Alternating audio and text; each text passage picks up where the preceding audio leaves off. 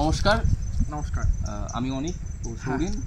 তো আজকে একটা খুব বিশেষ সিনেমা নিয়ে আলোচনা হবে, সেটা হচ্ছে অরণ্যের দিন রাত্রি, যেটাকে সত্যজিৎ বাবুর এবং গোটা ওয়ার্ল্ড সিনেমার one of the cult classic হিসেবে ধরা হয়। এবং সেটা সৌরিন এই রিসেন্ট টাইমে আবার রিওয়াচ করেছে। তো সেটা নিয়ে আমি ভাবলাম কিছু কোয়েশ্চেন ওকে করা যাক। তো শুরু করছি। হ্যাঁ, যেমনটা আমি বললাম প্রথমেই যে এটাকে একটা কাল্ট ক্লাসিক ধরা হয়। তো কাল্ট ক্লাসিক তো চলে আসছে এবং একটা লোকের মধ্যে মানে একটা ক্লাসিকনেস বজায় থাকে, এবং কাল্ট ক্লাসিক মানে লোকের মধ্যে একটা ইম্প্যাক্ট রয়েছে সিনেমাটার। এবং সত্যজিৎ বাবু তো ওনাকে নিয়ে বলার কিছু নেই। তো তুমি যখন এখন রিওয়াচ করলে সিনেমাটা এবং প্রথম যখন দেখেছিলে, মানে ধরো প্রথম দেখেছিলে, তারপরে আরও 4-5 বার দেখেছো, তাহলে প্রথম দেখার সাথে এই যে রিওয়াচ করে প্রথম যখন দেখেছিলে শুধুই কি দেখেছিলে, না এখন রিওয়াচ করছো যে অনেক কিছু মনে হচ্ছে না আগের বার ভুলে গিয়েছিলাম বা চোখ থেকে আড়াল করে গেছিল, এত কিছু আছে সিনেমাটার মধ্যে। তো তোমার কি মনে হয় যে কি মানে পার্টিকুলারলি রিঅ্যাকশনটা কি, আমি এটাই জিজ্ঞেস করতে চাইছি যে প্রথম দেখেছিলে যেমন প্রথম দেখা আর বাকি দেখার মধ্যে এবং কি ডিফারেন্স রয়েছে? দেখো, প্রথম যখন আমি অরণ্যের দিন রাত্রি দেখেছিলাম, সেটা হয় যে আমার একজন টিউটার ছিলেন চিন্ময় গুহ। উনি আমাদের একটু ফরাসি পড়াতেন আর ইংরেজির অধ্যাপক। উনি বিখ্যাত অধ্যাপক, প্রফেসর এমেরিটাস ক্যালকাটা ইউনিভার্সিটি। ওনার কথা থেকেই আমি মানে উনি বলতেন এরকম দিয়ে আমি এরকম হয়ে এটা মানে অরণ্যের দিন রাত্রি দেখা শুরু করি। তো আমার প্রথমে মানে অদ্ভুতভাবে ফিল্মটা কী হয়, মানে আমি কিন্তু অনেক সময় যে মানে সিনে ঢুকতে অনেক দেরি করে দিচ্ছে এই ধরনের সিনেমা আমি মানে খুব কমই দেখি বলতে গেলে, বা দেখলেও ওই কেটে ভালো লাগছে না, একদম স্লোবান সিনেমা আমি অনেক সময় নিয়ে দেখি। কিন্তু এক্ষেত্রে অরণ্যের দিন রাত্রিতে যেটা ঘটেছিল, প্রথমবারে আমি কিন্তু ফিল্মের মধ্যে ঢুকে গিয়েছিলাম, মানে একবার অ্যাট ওয়ান গো আমি শেষ করবো। তো সেটা যাই হোক একান্ত আমার মনে হওয়া, কিন্তু মানে এটা একটা অদ্ভুতভাবে সত্যজিৎ রায় এই ফিল্মটা কিন্তু কোনো পার্টিকুলার একটা ক্যারেক্টারকে নিয়ে না, হ্যাঁ, বা কোনো কিছু মানে যে একটা হাই ক্লাইম্যাক্স হবে এটা কিন্তু না। ফিল্মটা একটা সমান্তরাল গতিতে চলে যাচ্ছে, এগোচ্ছে। এটা যে বিশাল হাই পয়েন্ট লো পয়েন্ট আছে এরকম কিছু না, অবশ্যই আছে, থাকতেই হবে যে কোনো কিছুতে, কিন্তু এইরকম না যে পার্টিকুলার একটা পয়েন্টটা খুব বেশি আছে বা খুব কম আছে। হ্যাঁ, তো প্রথমবারে আমাকে যে সিনটা খুব ক্যাপটিভেট করেছিল, আমি যদি এক্স্যাক্টলি বলতে চাই মানে সেটা পিন পয়েন্ট করে, সেটা হলো শর্মিলা ঠাকুর এবং সৌমিত্র যে লাস্টের সিনে কথাবার্তাগুলো, সেই জায়গাটা মানে প্রচণ্ডভাবে আমাকে আকর্ষণ করেছিল, টেনেছিল সেই জায়গাটা। এবং একই সাথে হচ্ছে ওনাদের overall appearance through out the film, যেভাবে মানে ফিল্মটা যেভাবে প্রোগ্রেস করছে, হ্যাঁ, সেটা আমার খুব মানে খুব খুব অ্যাপিলিং লেগেছিল মানে নিজের কাছে। কিন্তু ওই পার্টিকুলার যে জায়গাটা লাস্টের ওই আগের জায়গাটা, যেখানটা সৌমিত্রবাবু এবং শর্মিলা ঠাকুর কথা বলবেন, সেই জায়গাটা আমাকে প্রচণ্ডভাবে অ্যাট্রাক্ট করেছিল, কারণ তার মধ্যে সত্যজিতের ইনহেরেন্ট কিছু ফিলোসফি ছিল এবং এটা আমার তো মনে হয় one of the greatest conversations in cinema, in the history of cinema.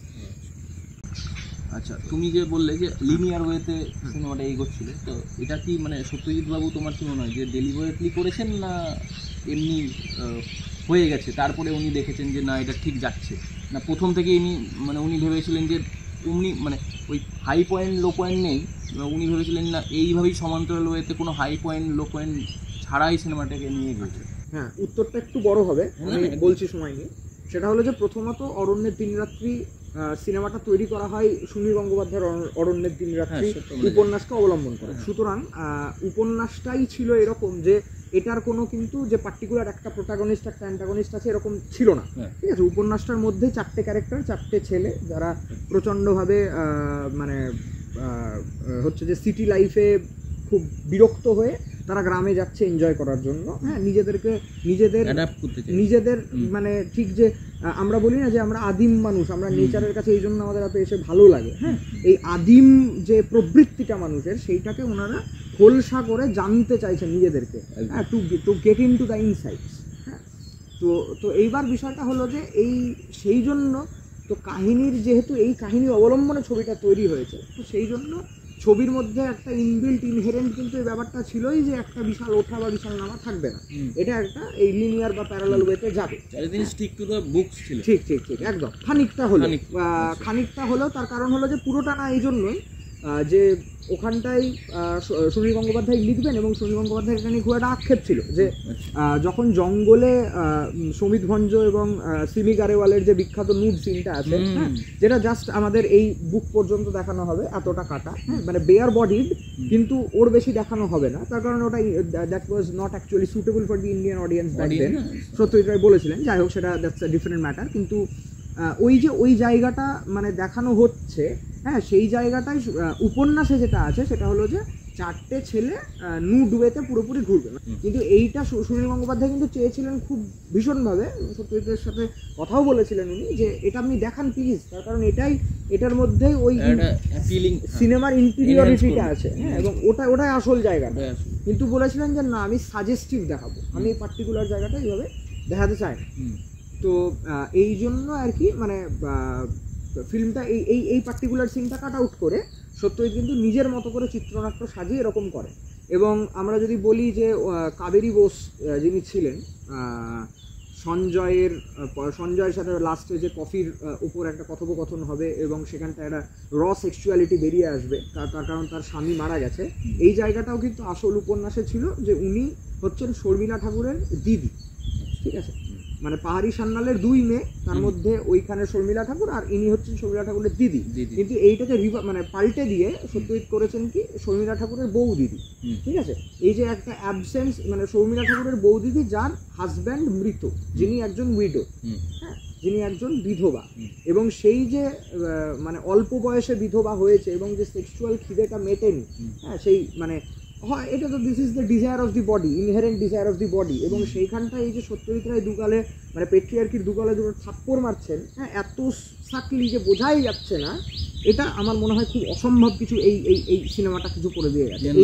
এই জন্যই মানে ওইখানে যে মেয়েটি চাইছে, হ্যাঁ, যে সঞ্জীব চট্টোপাধ্যায় মোস্ট প্রবাবলি, যাই হোক, যিনি ছেলেটি আছেন তার কাছ থেকে, মানে ওই 4 বন্ধুর মধ্যে একজন, উনি যে ওনাকে চাইছেন কিন্তু উনি পাচ্ছেন না, মানে না তো ছেলেটা এগিয়ে যেতে পারছে, তার কারণ হচ্ছে বিধবাকে টাচ করব, এটা ইনহেরেন্টলি একটা তার মধ্যে কিন্তু গিল্টের একটা ফিলিং আনছে, হ্যাঁ, এবং একই সাথে মানে মেয়েটিও অ্যাপ্রোচ করছে কিন্তু নিজে একটা গিল্ট, একটা শেমে উনি চলে যাচ্ছেন, পরে দেওয়া বলছে গেল হলো তো কফি খাওয়াটাই শেষ করে দিলাম, মানে it's type of that frustration যেটা বারবার ওনার মধ্যে, উনি কি করছেন উনি বুঝতে পারছেন না। এবং এইটাই কিন্তু অরণ্যের দিন রাত্রিটা এটাই যে আমরা আমাদের নিজেদের মানে মধ্যেকার যে অরণ্য, সেইখানটায় আমরা ঢুকছি, সেখানটায় আমরা পেনিট্রেট করছি, মানে আমরা তো সবাই একটা মুখোশ বানিয়ে চলি সিটি লাইফে, হ্যাঁ, আমরা কেউই 9 to 5 করতে আমাদের হয়তো ভালো লাগে না, হ্যাঁ, তোমাকে আমি আগেও বলেছিলাম যে 9 to 5 করবো না বলে আমি ইন দি আর্টস এসেছি, তো এবার এটা আমার কথা না, এটা যে কারোরই 9 to 5 করতে কর্পোরেট ভালো লাগে, ঠিক আছে, কারণ এটা একই রকমের মেকানিক্যাল জীবন, হ্যাঁ, কারণ মানুষ হচ্ছে সোশ্যাল বিংস। তো এই যে কর্পোরেট জায়গা থেকে বা একটা সিটি লাইফ যেটার মধ্যে একটা এক্সটেরিয়রিটি, যেটার মধ্যে একটা আর্টিফিশিয়ালিটি কাজ করছে, সেইটা থেকে যখন ওরা বেরিয়ে অরণ্যে যাচ্ছে, ওরা কিন্তু নিজেদের মধ্যের যে মানে যে সুপ্ত বাসনা বলি বা কামনা হোক বা হোয়াট এভার, হ্যাঁ, বা নিজেদেরকে চিনছে আরো ভালো করে, মানে আমরা যে আমাদেরকে বলে না যে middle class mentality, middle class মূল্যবোধের বাইরে কিন্তু তারা বেরোচ্ছে, এইটাই, এটা হচ্ছে সম্পূর্ণটা আমি বললাম। এবার তুমি যেরকম জিজ্ঞেস করবে, না ঠিকই আছে, এবং সবটাই বললে, বাট লাস্ট কোশ্চেন যেটা তুমি যে বললে যে নিউডিটির ব্যাপারটা উনি সাজেস্টিভ রেখেছেন, এটা আমি একটু মানে অন্যভাবে বলবো যে যদি উনি ধরো দেখাতেন, হ্যাঁ, যে গোটাটাই দেখালেন, ওইভাবেই দেখালেন যেটা সুনীলবাবু চেয়েছিলেন, তাহলে কি মানে আফটার দ্যাট মানে তোমার ইমাজিনেশনে কি মনে হয় কীরকম হতো একটা, হ্যাঁ, আর একটা যেটা হচ্ছে যে এই যে ধরা হয় যে ইন্ডিয়ান সিনেমাকে সত্যজিৎ বাবু এই যে এই সিনটার মাধ্যমে একটু মানে এগিয়ে দিলেন, কিন্তু আবার কন্ট্রোভার্সিও হয়েছিল, আবার যেহেতু সত্যজিৎ বাবু বলেছিলেন যে backward classes, unsophisticated backward classes audience, তার জন্য আমি দেখাতে পারি না অনেক কিছু, তো এই সবটা নিয়ে তোমার কি মানে মতামত, ছোট করে বললো? আমি 1 নম্বরটা প্রথমে বলছি, প্রথমত যদি উনি দেখাতেন তাহলে দেখো দেখানোটাতে, তাহলে আমি যদি মানে স্পেসিফিক্যালি বলতে চাই তাহলে হয়তো সত্যজিৎ রায় ঋত্বিক ঘটক হয়ে যেতেন, খানিকটা কি মানে এটা স্টাইলটা ম্যাচ হয়ে বোঝানোর জন্য কেন বললাম, কারণ ঋত্বিক ঘটক ওয়াজ আ ডিভোটেড কমিউনিস্ট, এবং সে তার ফিলোসফিগতভাবে যা মনে হয়েছে তাই দেখিয়ে গেছেন, কোনো কিছু ভাবেননি। এটা সিনেমার জন্য, for the sake of cinema করেছেন, কিন্তু উনি কিন্তু এই জন্য, একটি মাত্র কারণের জন্য উনি কিন্তু জীবদ্দশায় বিখ্যাত হতে পারেননি। ওটা দেখেছি যেমন গ্রেট আর্টিস্ট যেটা হয়, Satyajit on the other hand কিন্তু ওনার জীবদ্দশায় বিরাট হিট হয়েছে। মানে একই সাথে একই সাথে যেহেতু উনি জানতেন কোনটা আর্ট, এটা তো জানতেনই অবশ্যই, নাহলে পথের পাঁচালীর মতো সৃষ্টি হয় না। এবং একই সাথে মানে উনি অসাধারণ শিল্পী, কিন্তু একই সাথে উনি জানতেন যে ক্লাস এবং মাস দুটো ব্যালেন্স করতে হবে ভাই। তা যদি না করতাম তাহলে কিন্তু এইটা নিয়ে একটা কন্ট্রোভার্সি হতো, কন্ট্রোভার্সি হয়ে বিভিন্ন লোকে বিভিন্ন রকম ভাবে নিত। দেবী নিয়েই তো নিয়েছে, দেবীর মতো একটা চরিত্রকেই তো বলেছে যে এই সত্যজিৎ রায় নিজে একজন, ওটার উপর ভিত্তি করে তো বলেছিলেন যে আনসফিস্টিকেটেড একদম ব্যাকওয়ার্ড অডিয়েন্স, যে আমি ডগমাটিজমটাকে দেখাচ্ছি, সেটা লোকের মানে সহ্য হচ্ছে না, বলছে যে রিলিজিয়ানকে আঘাত, রিলিজিয়ান, হ্যাঁ, কিন্তু তা কিন্তু না, এই যে অতিরিক্ত। হ্যাঁ, আমি সবসময় মনে করি যে কোনো কিছুরই এক্সট্রিম একদম ঠিক ঠিক রাইট। তো এটা একটা, এবং দ্বিতীয় প্রশ্ন তুমি কি বললে একটু? হ্যাঁ, দ্বিতীয় প্রশ্ন হচ্ছে যে যদি মানে এটা তো হলো, এবং উনি যে বলেছেন যে ওনাকে অনেক কন্ট্রোভার্সির মধ্যে যেতে হয়েছিল আফটার হিজ ডেথ, বা জীবন দশায় মানে শেষের দিকে, যে না উনি তো বলেছেন যে সত্যজিৎ রায় তো ব্রাহ্ম, তো এরকম তার জন্য তো হিন্দুদের ওপর ওই দেখাতে চাইছেন, না হলে নিশ্চয়ই দেখাতেন না। হ্যাঁ, তো তোমার যে এইরকম মনে হয়, মানে এই যে অডিয়েন্সের যে একটা মানে টুয়ার্ডস দ্য মেকার্স, বা এরকম মানে প্রথমে ওনাকে প্রেস করলাম, তারপরে মানে ওই সিনেমাটার জন্যই প্রেস করলাম, তারপরে আবার কিছু সাবজেক্টিভের জন্য তাকে যে ডাউন করছি, এই যে পুরো হোল বিষয়টা, সেটা নিয়ে তুমি কি বলবে, মানে ছোট? এটা দেখো, এটা অডিয়েন্সের মানে উপর নির্ভর করে অনেক সময়। এইগুলো আমার তো মনে হয় যে সবাইকে পাত্তা না দেওয়ার মানে দেওয়ার কোনো প্রয়োজন নেই। এটা নিজের শিল্প নিজে করে যাবে, সেটা সত্যজিৎ করেছেন, এবং আমরা 50 বছর পরে এসে যে কথা বলছি তার তো কারণ আছে, একদম এই তো টাইমলেস হয়ে আছে বলে, তার কারণ এটা আজকেও সত্য ছিল, মানে সেদিনও সত্য ছিল, আজকেও সত্য আছে। তো এটা নিয়ে বেশি কিছু মানে বলবার কিছু নেই। আর এটা একটু অফ টপিক হয়ে গেল, জিজ্ঞেস করলাম। না কোনো অবভিয়াসলি, কারণ আমরা তো জিজ্ঞেস করতেই পারি না যে একটা পার্টিকুলার কাজ, একটা পার্টিকুলার শিল্প কি করে টাইমলেস হয়।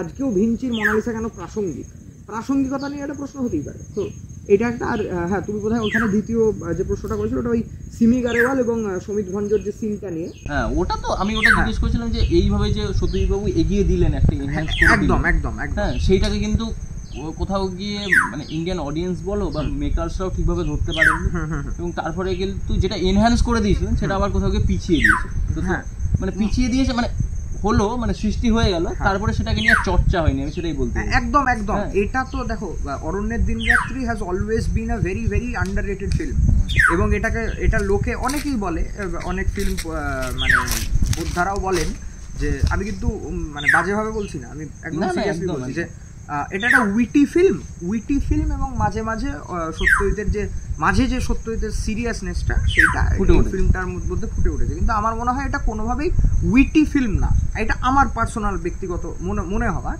এটা উইট কিছুই নেই। একটাই হয়তো ক্যারেক্টার উইটি থাকতে পারে, সেটা হচ্ছে রবি ঘোষ। হ্যাঁ, যে গুড ফর না যায় এধার ওধার করে বেড়াচ্ছে, পয়সা ওড়াচ্ছে, ও নিজের তালে থাকছে, শুধুমাত্র একটা ক্যারেক্টারকে উইটি ধরা যেতে পারে। হ্যাঁ, এবং একই সাথে হচ্ছে যে মানে এইটা একটা মানে আমেরিকাতে তো এত প্রশংসা পেয়েছিল, আমেরিকা এবং ব্রিটেনে, যে পলিন কেল তো ওই পার্টিকুলার দৃশ্যটা যেটা নিয়ে আমি কথা বলছিলাম, সৌমিত্র চট্টোপাধ্যায় এবং শর্মিলা ঠাকুরের যে পার্টিকুলার কথোপকথনটা বলেছিলেন যে এটাই হচ্ছে মানবীর সবচেয়ে গভীর কথোপকথন। হ্যাঁ, পিওর যে ফর্ম। হ্যাঁ, তো মানে এটার মধ্যে কোনো আর্টিফিশিয়ালিটি নেই, এবং এইভাবেই আমরা as humans we transcend boundaries. তো এটা পলিন কেল বলেছিলেন, এবং এইভাবে কিন্তু সত্যজিতের ফিল্মটা কিন্তু যত ইন্ডিয়ায় না, মানে ইন্ডিয়াতে আন্ডাররেটেড, ইন্ডিয়াতে কিন্তু এটা নিয়ে সেইভাবে কেউ চর্চা করেনি। যেগুলো আন্ডাররেটেড হওয়ার নয়, আমারও পার্সোনালি মনে হয় সেগুলো রেটেড। হ্যাঁ, একদম রেটেড বলতে মানে বলার থেকে ভুল হবে, ওভাররেটেড অতিরিক্ত। মানে ওই যে মানে বাঙালি জাতি সত্যজিৎকে ওই পার্টিকুলার কিছু ফিল্মের জন্য উঠিয়ে দিয়েছেন, আবার যে কিছু ফিল্মগুলো নিয়ে কথা বলার দরকার ছিল সেগুলো নিয়ে বলেনি। যে নায়ক কজন দেখেছে, কি সিনেমা ভাই। হ্যাঁ, ঠিক আছে, কিন্তু যেগুলো একটু স্লো বানানো, একটু ড্রামা চলছে, সেগুলোকে আবার উঠিয়ে দিয়েছে, এমন উঠিয়েছে যে যাই হোক ওটা মানে ওটা আবার অন্য ফর্ম অফ ইন্টেলেকচুয়ালিজম, হ্যাঁ, যেটা জানি না আমি ওটাকে ইন্টেলেকচুয়ালিজম বলবো হ্যাঁ না সফিস্টিকেশন বলবো, মানে কি এবার এটা সফিস্টিকেশন আমি অন্য স্যাটায়ার ওয়েতে ইউজ করছি, যাই হোক সেগুলো নিয়ে বলছি না। যাই হোক, হ্যাঁ ঠিকই আছে। তাহলে তোমার পার্টিকুলারলি কি মনে হয় যে ওই যে লাস্টের সিনটা যে কনভার্স করছে বিটুইন টু ক্যারেক্টার্স, আমি ক্যারেক্টারই বলছি, তো ওটা দেখে তোমার মানে অ্যাজ এ অর্ডিনারি অডিয়েন্স, ধরো তোমার অন্য কোনো সিনেমা দেখা নেই, তুমি শুধু পার্টিকুলারলি ওই সিনেমাটা বা ওই সিনটা দেখছো, তাহলে তোমার কি মনে হবে বা মনে হয়েছিল? আমার সত্যি কথা বলতে পার্টিকুলার ওই সিনটা একদম যে মেলার শেষের দিক থেকে যখন সৌমিত্র এবং শর্মিলা কথা বলছেন, মেলাটা শেষ করে মানে বাড়ির দিকে যাচ্ছেন, হ্যাঁ, সেই জায়গাটা থেকে একদম লাস্ট কথোপকথন অবধি, যেখানে এসে তিনটে মানে শর্মিলা ছেড়ে বেরাচ্ছেন, সৌমিত্র এবং সঞ্জীব চট্টোপাধ্যায় বোধহয় দেখা হচ্ছে, এবং তারা তাদের মতো চলে আসছেন, এত দূর অবধি শুধু এইটুকুই যদি আমাকে অ্যাজ এ সিনেমা চালিয়ে দেওয়া হয়, আমি বলবো যে আমার দেখা অন্যতম, মানে খুব প্রথম দিকে রাখবো যে হয়তো টপ 10 ক্লিপসের মধ্যে অন্যতম। কেন? তার কারণগুলো বলি, এক এক করে বলছি। না একদম। প্রথমত তো হচ্ছে যে এই ক্লিপিং মানে এই ক্লিপটার মধ্যে দিয়ে আমরা দেখতে পাই যে সৌমিত্র চট্টোপাধ্যায় নিজেকে অ্যাজ আ হিউম্যান এই চিনলো, এর আগে চেনেনি। কেন? তার কারণ হলো যে এতক্ষণ কিন্তু হি ওয়াজ এ ভেরি ওভার কনফিডেন্ট গাই, তাই তো? কিন্তু উনি কিন্তু তখন শর্মিলা ঠাকুর ওই পার্টিকুলার সময় রিভিল করছেন যে ওই গাড়ির মধ্যে আপনারা ছিলেন না, বা এই ধরনের যে কথোপকথনটা, এবং সৌমিত্র আপনি দেখেছেন, দেখেছি বই কি গিলেছি, মানে ইগারলি দেখেছি যে আপনারা এরকম একটা সিটি লাইফের মানে সিটির ইন্ডিভিজুয়ালসরা এটা করতে পারে, তাহলে এই যে করতে পারে, তাহলে আমরা বলি তো যে গ্রামের মানুষ শহুরে মানুষ ডিফারেন্সিয়েট করি, অ্যাকচুয়ালি ডিফারেন্সিয়েশন হয় না। শহুরে মানুষরা শেক্সপিয়ারের মাস্ক পরে থাকেন, সেইটা যে উনি ওখানটা ইনকালকেট করছেন, এবং শর্মিলা এই যে ধরছেন বিষয়গুলো, আমার তো মনে হয় যে one of the very very powerful characters বা the most powerful character in the film is Sharmila Tagore. কারণ দেখো সেক্সুয়ালিটি ফিল্মটাই অনেকভাবে আসছে, হ্যাঁ, যেমন সমিত ভঞ্জর র সেক্সুয়ালিটি, সমিত ভঞ্জ তো মানে বেশ ঝিল্লিটি লিখে আসছেন এখানটা দেখতে, আমি একটু বড় করে বলছি, হ্যাঁ, সমিত ভঞ্জ আসছেন, হ্যাঁ, এখানটা ভিজিট করছেন, ওর খুব একটা ইচ্ছে নেই, ঘুমাচ্ছে, হ্যাঁ, এটা বোঝা যাচ্ছে যে he is not actually sexually appetite ওনার কিন্তু পূরণ হয়নি, ঠিক আছে? তো সেইখানে অপর্ণা সেনকে যখন ওই একটা সিন কাট মারছে এবং পেছনে যাচ্ছে যে অপর্ণা সেনের সাথে ওনার ডিভোর্স ব্রেকআপ হয়েছে, তখন উনি জড়িয়ে ধরছেন অপর্ণা সেনকে এবং বলছে যে ছাড়ো ছাড়ো ছাড়ো, তারপরে বলছি আমি কেন তোমার সাথে আলাদা হতে চাই, একটা ছেলে যে এইভাবে চিঠি লেখে আমি তার সাথে থাকতে পারবো না, তার মানে কি হি ইজ ভেরি ইম্পালসিভ, হ্যাঁ, এবং এটাই বলছেন যে হ্যাঁ এই রকম একটা মানে শুধু ফিজিক্যালিটির দিকে তাকায় এই রকম ছেলের সাথে আমি থামি, যেটা আমরা দেখছি যে পরবর্তীতে হরি ইজ খানিকটা মানে পেট্রিয়ার্কিয়াল যে শভিনিজম হয় এটা উনি এক্সিবিট করছেন থ্রু সিলিগারেওয়ালের যে সিনটা, উনি কিন্তু শুধুমাত্র বডিলি প্লেজার করছেন, ঠিক আছে? এবং পরের দিকে কিন্তু আমরা যে সৌমিত্র চট্টোপাধ্যায় এবং শর্মিলা ঠাকুরের যে প্রেমটা বুনতে দেখছি আস্তে আস্তে আস্তে আস্তে, সেটা কিন্তু মস্তিষ্কর প্রেম রাদার দ্যান ফিজিক্যালিটি। শর্মিলা যে অ্যাক্সেস, হ্যাঁ, শর্মিলা যে অ্যাক্সেস দেয় না নিজের ঘরে কাউকে, সেটা কিন্তু উনি সৌমিত্রকে দিচ্ছেন, রাইট? এবং অনেক ক্ষেত্রে আমরা দেখছি যে মানে পরের দিকে শর্মিলা নিজের যে মানে খুব ডিপার যে জায়গাগুলো যেখানে কাউকেই আসতে দেন না, নিজের বাবাকেও না, সেটা সৌমিত্রকে অ্যালাউ করছেন, এবং সৌমিত্রকে চেনাচ্ছেন কিন্তু শর্মিলাই নিজেকে। কেন? কারণ পরের দিকে আমরা যখন দেখি যে উনি বলছেন একটা ডায়ালগ ওই পার্টিকুলার ওই যে কথোপকথনের জায়গাটায়, হ্যাঁ, এবং ওখানটাই মনে হয় ওটাই আমার ফিল্মের ক্লাইম্যাক্স লাগে, যে আপনি তো আপনার চাকরি যাবে না, আপনি তো ঘুষ নেননি, আপনি ঘুষ দিয়েছেন, আমি ভাবি চৌকিদারটার জন্য ওর কি হবে, ওর যে বাড়িতে অসুস্থ বউটি পড়ে আছে, কি অসুখ হয়েছে জিজ্ঞেস করছে, তখনই একটা হরিণ ঝাঁপিয়ে যাচ্ছে, হ্যাঁ, তো এই যে পার্টিকুলার কথাটা বললো যে আমি ভাবি চৌকিদারটার জন্য, তাহলে উনি কিন্তু একটা উচ্চ সোসাইটির লোক, কিন্তু উনি কিন্তু ভাবছেন তাদের জন্য, তার কারণ ওনার ওই উচ্চ সোসাইটির মধ্যে ওনার একটা ভেতরের মানুষ আছে যে হু ইজ গ্রাউন্ডেড, এবং সৌমিত্র সেটা কিন্তু বুঝছেন। সৌমিত্র শেষমেশ বললেন যে তাহলে কি আপনার বাবার সাথে তো ফরেস্ট রেঞ্জার না কার খুব ভালো সম্পর্ক, তো ওনার চাকরিটা একটু দয়া করে বাঁচিয়ে দেওয়ার চেষ্টা করুন না। এই সৌমিত্র কিন্তু এরকম ছিল না, সৌমিত্র এক্স্যাক্টলি অপোজিট ছিল ফিল্মের শুরুতে, কিন্তু সৌমিত্র হলো এটা শর্মিলার জন্য। তো এই যে মানে এই for the good, philosophy for the good, এই যে চেঞ্জ করলো, এটা কিন্তু মানে আমার এখানটাই মনে হয় যে এখানটায় দর্শন আসছে ফিল্মে, এবং এই জন্যই পলিন কেল বলেছিলেন যে এটা হচ্ছে মানব মানবীর গভীর কথোপকথন, এবং যখন দেখছেন শর্মিলা এবং সৌমিত্র একসাথে ওই খুপড়ি দিয়ে জানলার একটা খাঁচা মারা আছে, এরকম এরকম চারটে সেপারেশন করা আছে, সেই ফাঁক দিয়ে উনি দেখছেন যে চৌকিদারের স্ত্রীটা কাঁদছে, কাতরাচ্ছে, কিন্তু চৌকিদারকে কাজ করে যেতে হচ্ছে, তার কারণ তা না হলে তাদের পেট চলবে না। চৌকিদারের স্ত্রীটা কাতরাচ্ছে, বাচ্চা পাশে কাঁদছে, সেটা দেখে এবং মানে দুজন ওরা বাইরে থেকে দেখছে এবং মাঝখানে একটা সেপারেশন। এই সেপারেশন হয়তো আমাদের আলাদা করে দেখাচ্ছে যে একদম হাই ক্লাস সোসাইটি, একদম হাই ক্লাস সোসাইটি এবং লো ক্লাস সোসাইটির যে সেপারেশন। এবং আরেকটা আমি এইগুলো যদি পারি তাহলে আমি এডিটিংয়ে ভরে দেবো, মানে এখানটা পার্টিকুলার কোন সিনগুলো বলছি সেটা দেখিয়ে দেবো। আরেকটা আমার অদ্ভুত লেগেছে, এটা জানি না আমি কতটা সত্যই কনসিয়াসলি বা আনকনসিয়াসলি করেছেন আমি জানি না, এটা আমার মনে হয়েছে। যখন সৌমিত্র এইভাবে দাঁড়িয়ে আছেন এবং শর্মিলা এখান থেকে এদিকটাই যাচ্ছেন এবং বললেন যে আপনি জীবনে কোনো বড় দুঃখ পাননি, তাই না? ওই জন্য আপনি এগুলো জানেন, আপনি জীবনে কোনো বড় দুঃখ পাননি, তাই না? কোয়েশ্চেনটা ছিল এইটুকুই। বাকি যেটা ফলো করবে সেটা আমাদের কথাটা, যে ওই জন্য আপনি কিছুই জানেন না জগৎটা সম্পর্কে। একদম, হ্যাঁ পার্টিকুলারলি ঠিকই। তো এইটা নিয়ে পলিন জানে না সে, স্পেসিফিক্যালি এই কথাটা নিয়ে পলিন কেল বলেছিলেন। তো জানে না থেকে অভিজ্ঞতা যে করেন, একদম সে কি করে জানবে যে দুঃখ কি? একদম। এবং সৌমিত্র এই যে দাঁড়িয়ে আছেন এরকম জায়গায়, মানে মিডল অফ দ্য ফ্রেম, এবং শর্মিলা এই দিক থেকে এইদিকে যাচ্ছেন, কাঁদছেন, বললেন যে আমার আমার যখন 3 বছর বয়স, না এরকম 3 বছর আগে আমার দাদা মারা যায়, এবং আমি যখন ফার্স্ট ইয়ারে পড়ি তখন আমার মা মারা যায় আগুনে পুড়ে। তো আমি যখন একটা পাহাড়ে দেখেছিলাম আগুন লেগেছিল, আমি এসে দেখেছি যে ওখানে মানে ওইটা দেখে আমি অজ্ঞান হয়ে গিয়েছি। কেন? কারণ সেই পাস্ট ট্রমাটা আমাকে হিট করছে বারবার। মানুষের দুঃখটা আমি যেন এই জন্য বুঝতে পারি। এবং সৌমিত্র এইভাবে দাঁড়িয়ে আছেন middle of the frame, Sharmila এদিক থেকে এদিকে ক্রস করলেন। আমার এটা পার্টিকুলারলি মনে হলো যে দ্য পোর্শন যতক্ষণ সৌমিত্র ইনভিজিবল হলো, Soumitra seemed a completely changed person the moment Sharmila was here, from the moment Sharmila got to here. এখান থেকে এদিক থেকে শর্মিলা গেল, Soumitra is a change person. এটা আমার মনে হয় যে হয়তো মেটাফরিক্যালি এটা উনি ইন্ডিউস করতে চেয়েছেন, বা হয়ে যাওয়ার পর উনি দেখেছেন যে না ঠিকই হয়েছে, একদম এটাকে আর কাটবো না, একদম চপ করব। এবং এডিটিং, মানে এই ফিল্মটার ক্ষেত্রে এডিটিং কিন্তু মানে গোটাটাই প্রায় রই রাখা হয়েছিল, এবং খুব মানে টেক একবারেই হয়েছিল, খুব ছোট ছোট জায়গা কিছু কয়েকটা যেটা 2-3বার টেক হয়েছে, তার কারণ ওই যাদেরকে প্রোডাকশানস দিয়েছিল আর কি, মানে এডিট করছে, তারা একটু গন্ডগোল করছিল। তো ফিল্মটা ওই জন্য যে বিশাল মানে বারবার টেক হয়েছে এরকমও, এটা খুব মানে একদম কি বলবো, মানে ন্যাচারালি বেরিয়েছে, প্রিসাইজলি। হ্যাঁ। তো অরণ্যের দিনরাত্রি ইজ অল অ্যাবাউট এইটাই, যে artificiality and the reality, the কি বলবো, যে আনঅ্যাডাল্টারেটেড, যেটা আনফিল্টার্ড, একদম।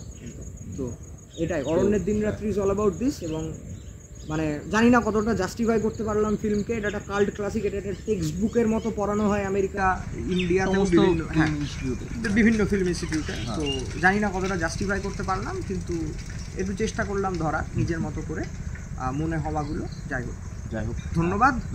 আজকের মতো এইটুকুই। নমস্কার। আবার পরের এপিসোডে দেখা হবে।